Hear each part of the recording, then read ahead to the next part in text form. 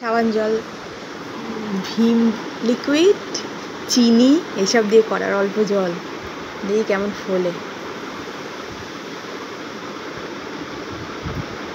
একটু আগে দোকানের মতো অনেকগুলো করে বেরোচ্ছিল। হ্যাঁ, এই তো অনেকগুলো করে বেরোচ্ছে।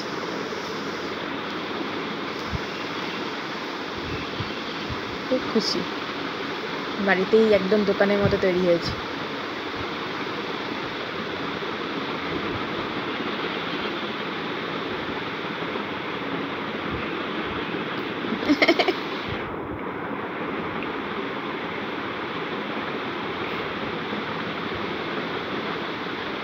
ফোর ফাইভে এইগুলো নিয়েই বসে থাকতো এবং এখনো তাই।